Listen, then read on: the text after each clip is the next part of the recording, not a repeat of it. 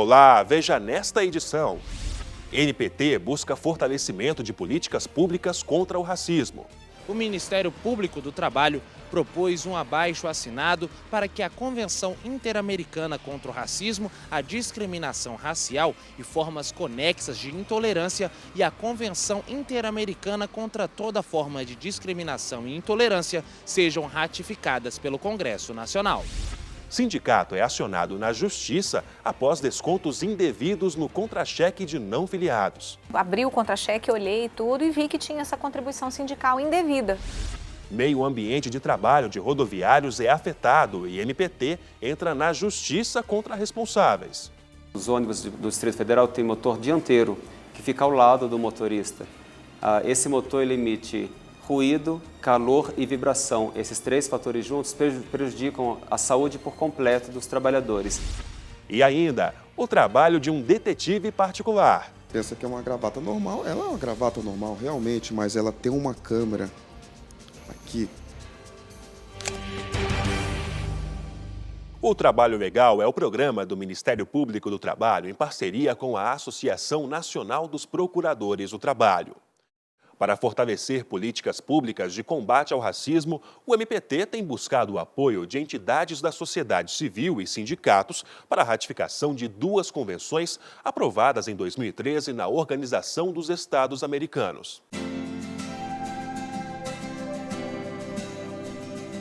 Histórias envolvendo racismo ainda são comuns em todo o país. Principalmente no colégio, você sempre ouve umas piadinha até jogando bola, que você rouba a bola, tinha que ser porque é negro, roubou a bola. É complicado. Algumas vezes você finge que não ouviu, mas algumas vezes você acaba entrando em discussões, mas algumas vezes a maioria acaba fingindo que não ouviu, dá aquela risadinha sem graça, que às vezes também a pessoa que está proferindo aquela brincadeira, às vezes para ela aquilo não é preconceito, mas para a gente que ouve, a gente sente aquilo, acha chato, né? Fica chateado, mas às vezes até a pessoa acha realmente que ela está brincando, que aquilo não é algo que não vai ofender, né? Mas acaba ofendendo, sim. Eu acho que só teve um caso mais explícito, que foi no Rio Grande do Sul, quando eu morava lá, que eu, falando com uma mulher loira, acabou combinando de homens da cidade se ofender com isso. Foi algo muito forte, marcante e relevante para mim em relação a isso. Faz um tempo, mas até hoje eu lembro com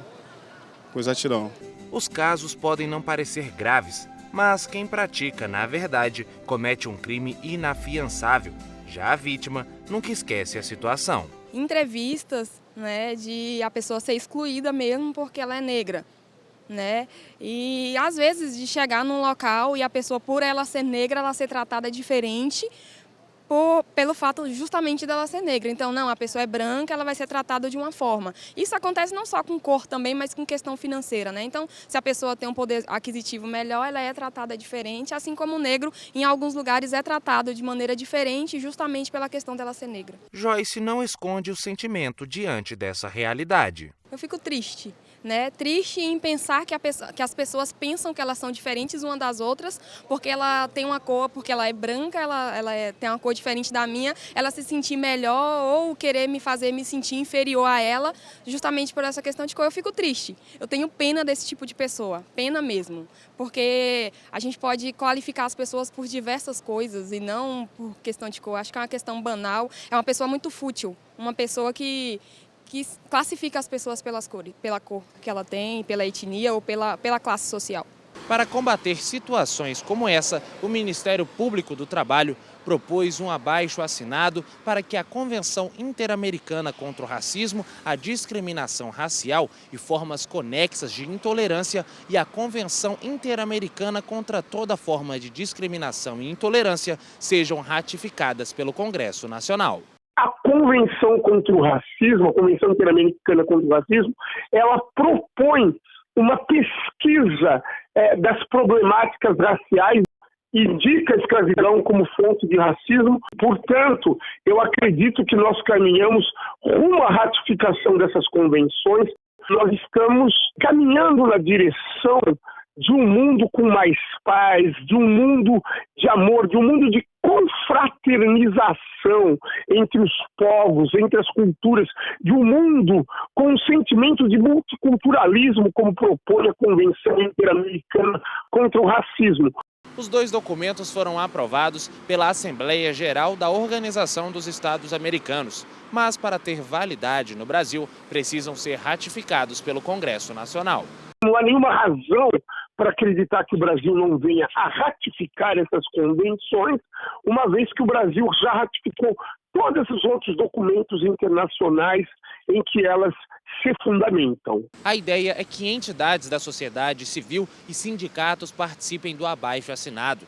O procurador do trabalho considera que a não ratificação das convenções expõe ainda mais o preconceito da sociedade. Então isso foi, eu diria assim, uma desconstrução do mito da democracia racial.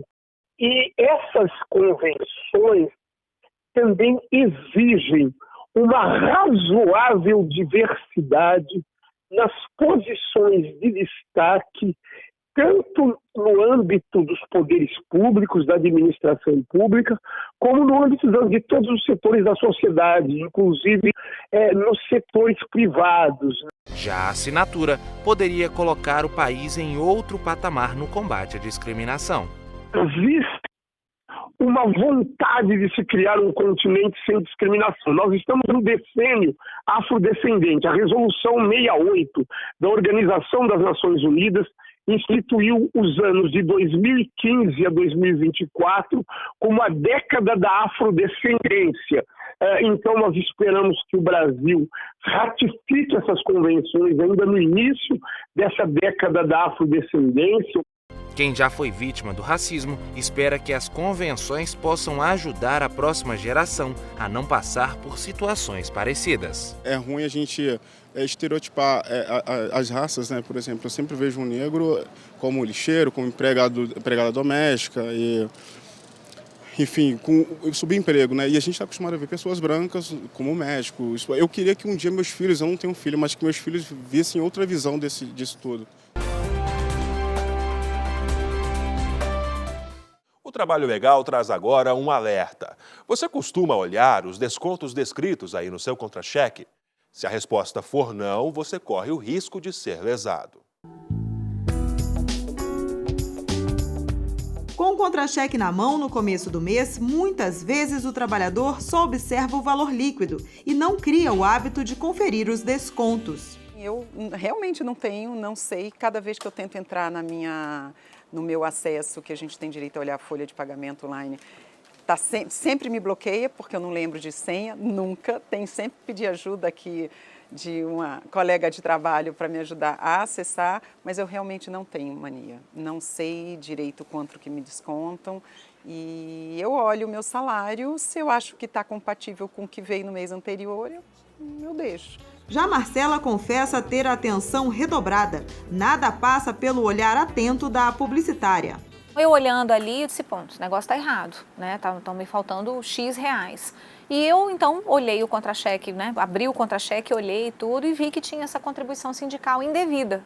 Por que indevida? Porque eu não havia sido comunicada previamente, não havia sido consultada sobre, a minha autorização não havia sido pedida para que esse desconto acontecesse. Um caso semelhante chegou aqui ao Ministério Público do Trabalho, que entrou na Justiça contra o Sindicato dos Trabalhadores de Imobiliárias do Distrito Federal, após a denúncia de um não filiado que teve descontado no salário a contribuição assistencial, proibida para quem não é sindicalizado. O que houve de alegação por parte do sindicato é que havia o direito de oposição.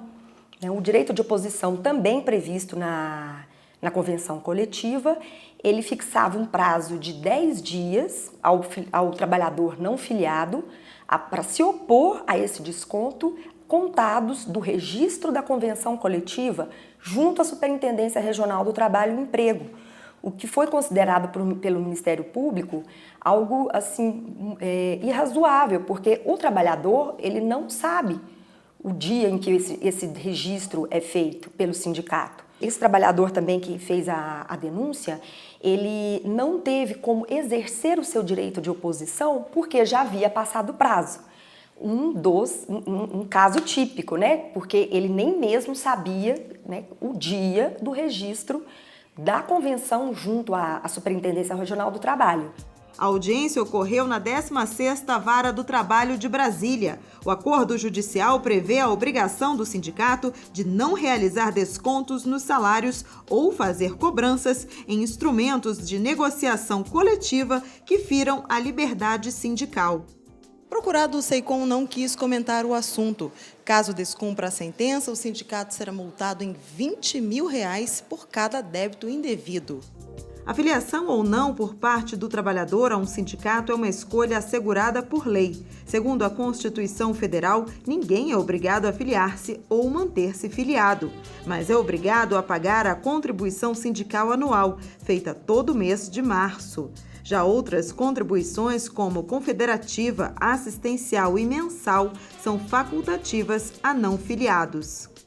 O precedente normativo 119 do Tribunal Superior do Trabalho entende ser inconstitucional a cobrança a não associados, por violar o princípio da livre associação e da liberdade sindical.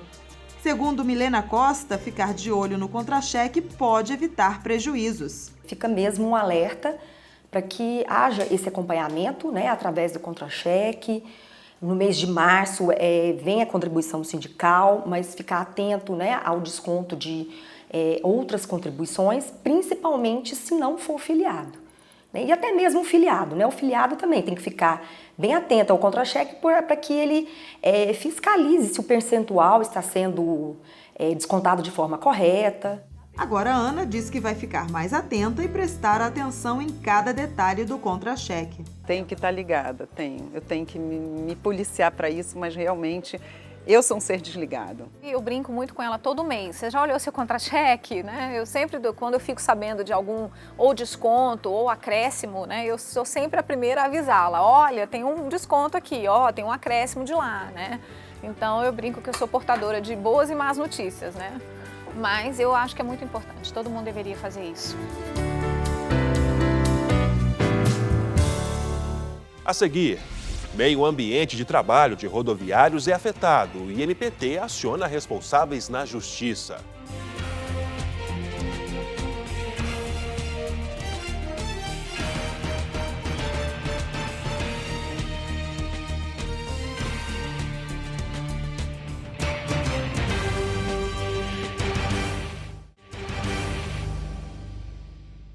O governo do Distrito Federal foi acionado na Justiça após investigações do MPT comprovarem que uma das empresas que realiza transporte público em Brasília colocou em risco a saúde dos trabalhadores.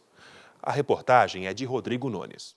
As investigações do Ministério Público do Trabalho comprovaram que a situação dos rodoviários da aviação satélite, que opera no Distrito Federal, é precária, com risco à integridade física dos trabalhadores. Nós recebemos denúncias do sindicato com relação às más condições de trabalho dos rodoviários, motoristas e cobradores, principalmente devido à localização do motor nos ônibus. Os ônibus do Distrito Federal têm motor dianteiro, que fica ao lado do motorista. Esse motor ele emite ruído, calor e vibração. Esses três fatores juntos prejudicam a saúde por completo dos trabalhadores, em especial a saúde auditiva. Analisando os dados oficiais da Previdência, nós constatamos que no Distrito Federal, cerca de 48% dos trabalhadores rodoviários, motoristas e cobradores apresentavam PAIR, perda auditiva induzida por ruído. O governo do Distrito Federal foi acionado na Justiça pelo MPT por causa das irregularidades na aviação satélite, que pertence ao grupo Pioneira. O GDF acabou condenado a pagar uma indenização de R$1 milhão por omissão na fiscalização das condições de trabalho dos rodoviários. A decisão é da primeira turma do Tribunal Regional do Trabalho da 10ª Região. Como esse é um serviço público, deveria ser prestado pelo órgão público, pelo Distrito Federal. O Distrito Federal lançou dos instrumentos possíveis, ele fez uma concessão a diversas empresas, entre eles a Satélite, só que não houve fiscalização. E por isso, o Tribunal Regional do Trabalho entendeu que o Distrito Federal é responsável solidário pela fiscalização e pela prestação desse serviço. Por isso que foi condenado em R$1 milhão por danos morais coletivos, porque lesou toda uma coletividade de trabalhadores e a sociedade como um todo. Ainda de acordo com o Procurador do Trabalho, a falta de fiscalização pode agravar os riscos sofridos por motoristas e cobradores.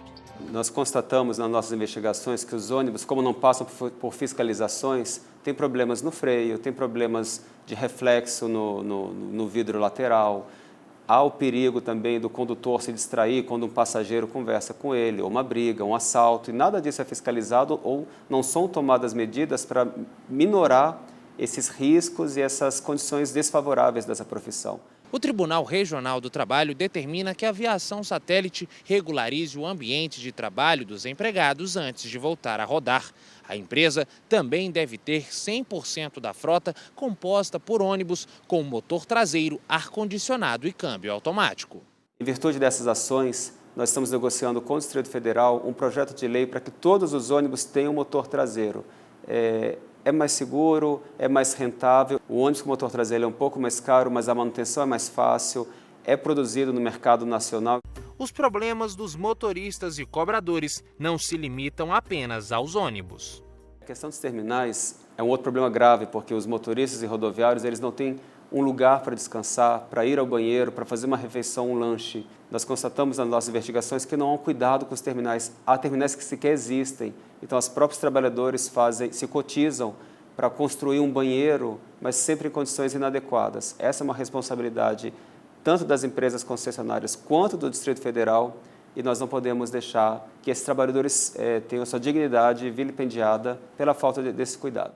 Agora, a empresa tem até 31 de outubro para implementar um controle médico de saúde ocupacional e o programa de prevenção de riscos ambientais. A aviação satélite ainda terá de disponibilizar equipamentos de proteção individual, água potável e banheiros nos terminais. Será cobrada uma multa diária de R$1.000 por cada trabalhador ou veículo encontrado em situação irregular. Procurados, tanto o governo do Distrito Federal quanto a empresa não quiseram comentar o assunto.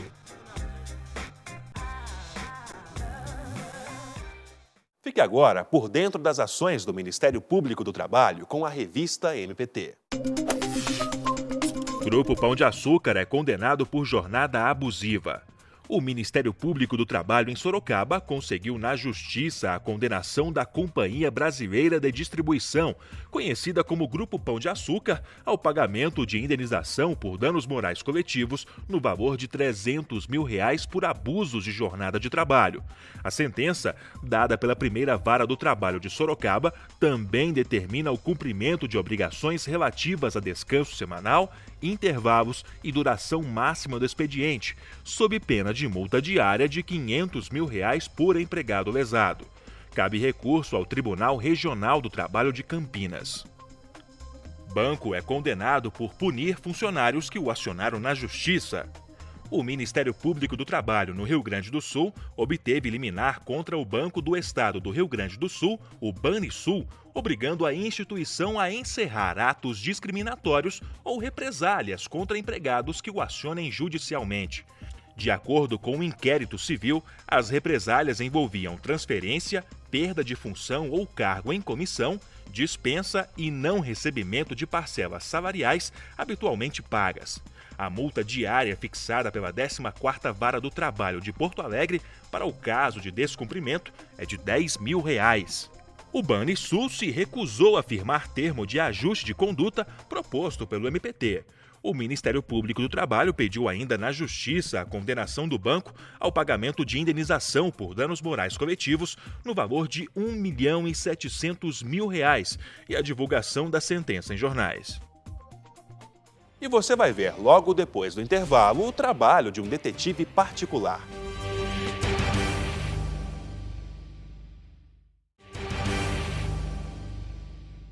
Localizar pessoas desaparecidas, desvendar crimes e até solucionar casos de traição estão entre as inúmeras funções de um detetive particular.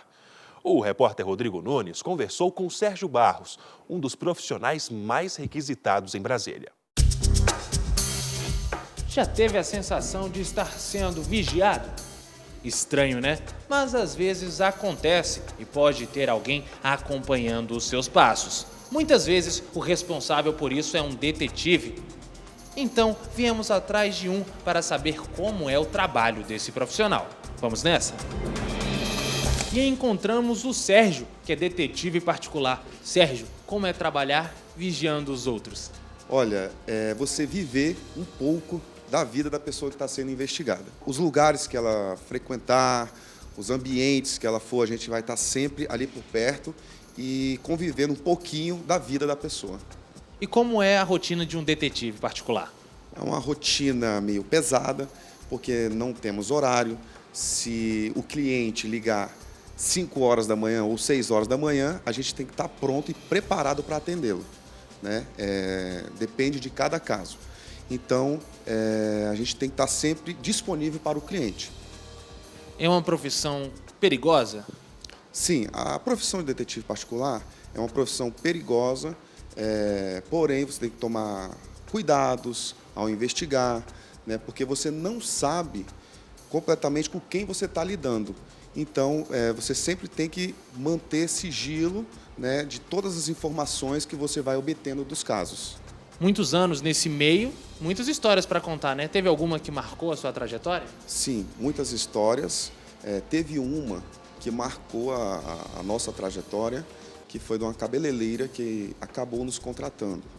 Motivo, o seu parceiro, o marido dela, ela estava desconfiada que ele teria engravidado a enteada, né?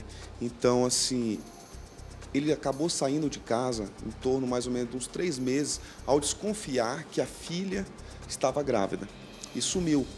E ela nos contratou para descobrir, localizar onde ele estava, porque a própria filha não sabia se o filho que ela estava esperando era do padrasto ou era do namorado. Então, ela nos contratou para localizar ele, para que ela viesse conversar com ele para fazer o exame de DNA. E a gente vê aqui que tem muitos utensílios. Sim. Todos esses são usados por vocês? Todos esses equipamentos são usados pela gente. Essa aqui é uma gravata com câmera. Você pensa que é uma gravata normal, ela é uma gravata normal realmente, mas ela tem uma câmera aqui.